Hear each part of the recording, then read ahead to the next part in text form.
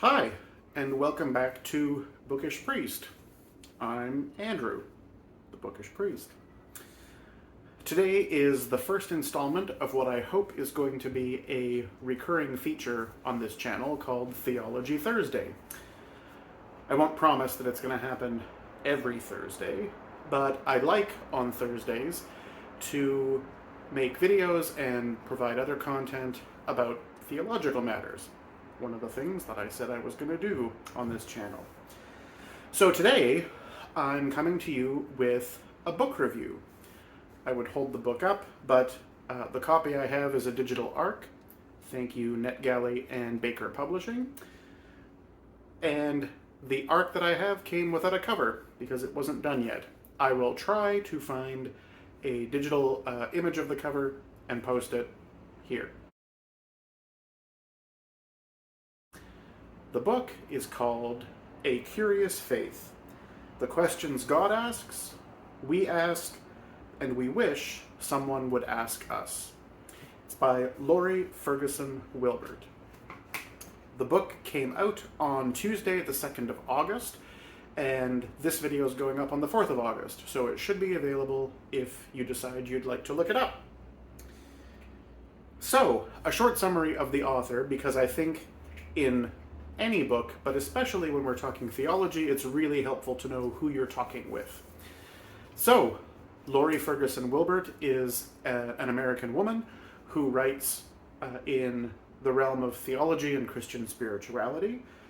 Her own notes say that she spent a long time in evangelical circles. I'm not sure if that's a big E or a small e. Based on the language she uses and some of the things she addresses in the book, I'm going to assume it was a big E or American evangelicalism adjacent. She and her husband now attend an Anglican congregation somewhere in New York State, where they live.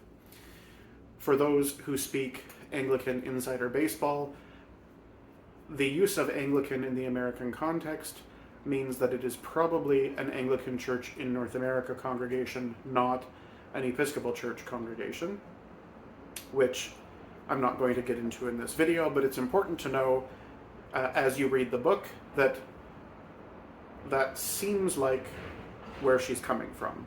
I couldn't find anything to verify that it's an ACNA congregation, but that's definitely the feel of the thing, and the fact that she says Anglican, not Episcopal.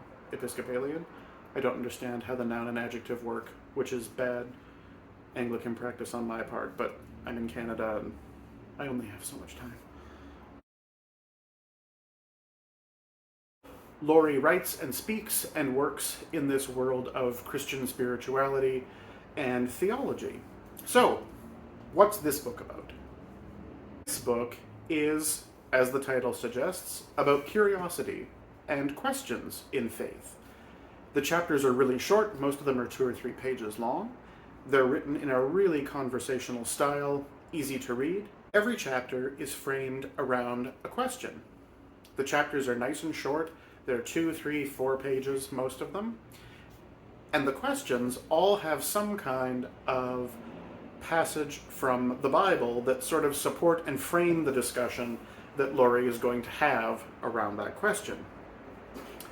Most of the discussion around the questions has to do with anecdotes from Lore's own life or from stories that people have shared with her.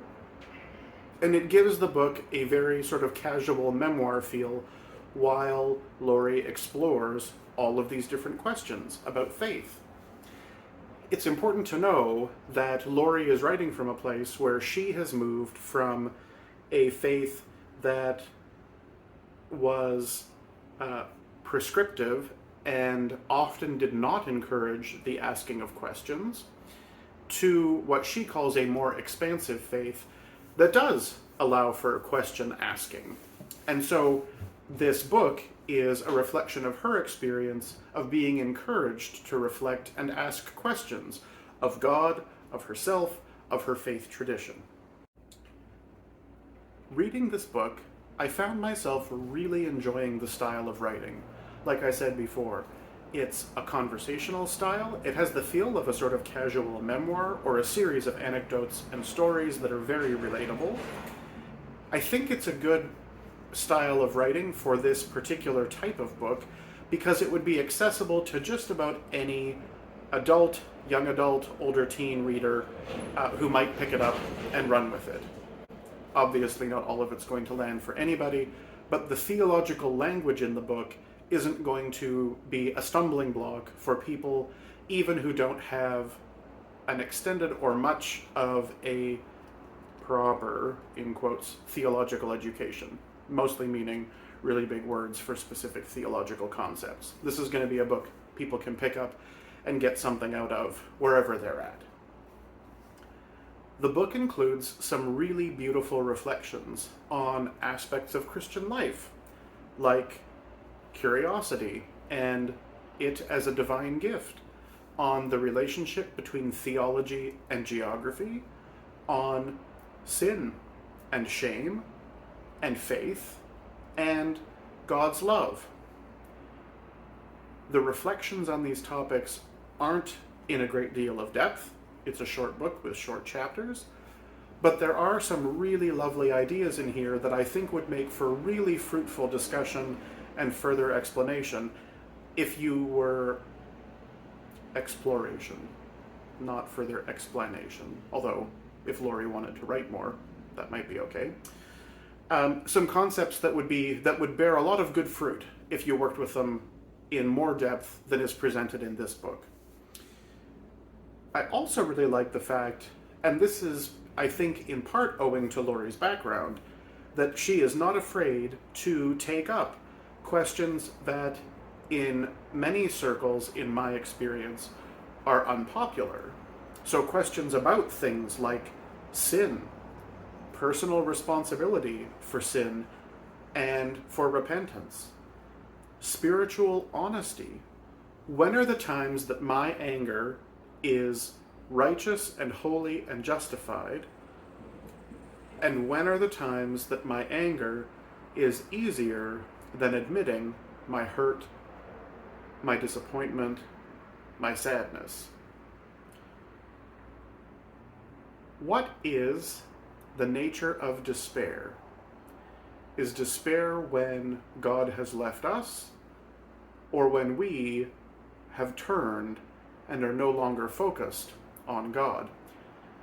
Questions like this, which are posed in such a way that it doesn't come across as accusatory or punishing. Lore's not saying that you reading this book are abandoning God or that your anger is improper, but is encouraging you to examine those things with honest questions so as to figure out the answer and then consider whether or not your anger, your despair, whatever the topic of that chapter is something that is good or not for your spiritual growth. There are also some criticisms I have for this book. The first one, and the biggest one, is a pet peeve of mine, which is former evangelicals who migrate to a new Christian tradition. No worries about that. You gotta go where you are fed and where there is a good, healthy place for you to grow spiritually. But who bring with them so many of the evangelical cultural assumptions about the world and have a hard time making the shift away from those things. In this book's case, Lore, on more than one occasion, speaks about things using phrases like, in the Western Church, and then describes something like the phenomenon of boom and bust celebrity pastors who become high-profile speakers and preachers and then suffer some kind of fall, and the fortune and faith of their congregation often follows that preacher, that pastor's personal career cycle. This is not unknown in, say, the Anglican Church of Canada, but it is a vastly less frequent occurrence than it is in evangelical circles. Lore, however, speaks of this as a phenomenon universal to, quote, the Western Church, and then goes on to describe her new Anglican congregation as an exception, as though Anglicanism is not somehow part of the Western Church, but this different animal occupying the same space. I'm not sure how that parses out for her. Anyway, that no longer an evangelical, but still speaking like an evangelical and trying to apply evangelicalism as a universal to all of Christianity is a pet peeve of mine. And so it probably irritated me more than it might other people who will read this book, but it's there. There are also some things that will probably be unhelpful for folks who are looking for an expansive theology and view of Christianity that includes progressive, liberal, whatever your language is, social ideas. So Lore makes a couple of vague references to sexual sin in the book, but never really clarifies what she means by sexual sin. And so I don't know if we're talking about sexual assault, if we're talking about adultery, or if we're talking about things like being gay, that many Christians consider sexual sin, but others don't. Also in this book, Lore speaks of God in almost exclusively male terms. I think there were feminine references to God as a mother twice in the book, and the rest of the time, God is a man, and couched in very traditional Western Church language. Lots of Lord, lots of he, lots of him. So if that's not a good spot for you, that may be a stumbling block to getting at what she's trying to say, because this difficult language gets in the way. I also think that buried in some of these questions are some of the author's personal deconstruction in process. And there's nothing wrong with including that in the book. It's just that those questions may not be as helpful for other people unless you happen to be in right the same spot that Lore is as she's writing. For instance, a whole series of questions about theodicy. Why does God allow this kind of suffering, this kind of injustice? That, to me, reading them seemed based thoroughly on a disenchantment and a fallen out of favor with prosperity gospel preaching. Why does God allow such economic insecurity, etc., etc., which are questions that are good to ask, but the way they're framed here seems to be a response to unlearning something that was once assumed by the author, rather than a more broader posing of the question in Christian context. Might be really helpful for folks who are on the same journey as Lore. I'm not in that place, and so I didn't find those questions particularly helpful.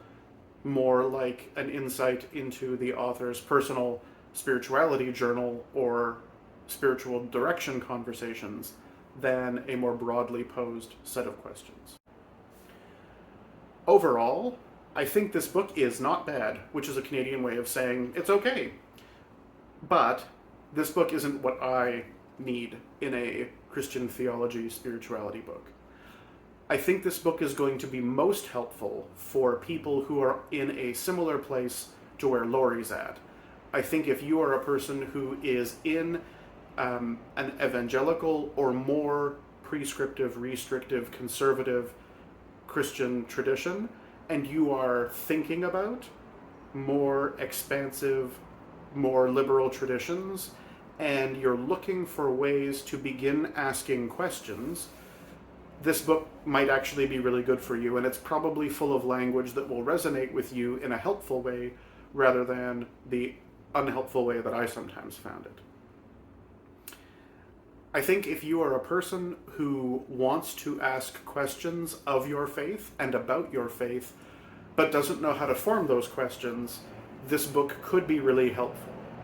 Asking questions and forming questions has never been a problem for me.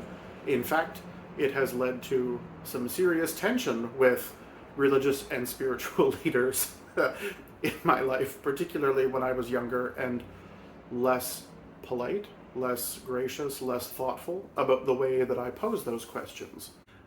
I think this book could be really useful as a parish book study, a group study book, a small group study. Again, if asking questions and reflecting on faith in that way is something that your parish, your group, needs a sort of introductory book to get into. I think if someone came to me and said, I need a book as a person who is questioning and deconstructing and looking away from my evangelical background, can you recommend something? I would probably point them toward Rachel Held Evans or Kate Bowler before I would point them toward this book. However, if the person's ask was, how do I ask questions about my faith? I think this would be a great book for them. So overall, I think this book is okay, but I think it is going to be useful as intended to a fairly specific group of people working through fairly specific issues. I don't think it's a waste of time for other people to read it. By all means, look for it, get it from your library, find a copy. But it may not be as provocative in the best sense of the word, as in provoking questions and ideas, for someone who has spent a long time in, say, Anglicanism, or who doesn't have trouble forming those questions. So what do you think? Are you interested in reading A Curious Faith by Lore Ferguson Wilbert? You're not so interested? Are there other books that you would like to see me talk about? Other topics you'd like to hear me talk about on Theology Thursdays? Please leave me a comment. Let me know what you think. And thanks for coming back for another video on this channel. I'm looking forward to meeting more new people. Until next time, I'm Andrew. I'm a bookish priest, and I hope all of your reading is a blessing. Bye!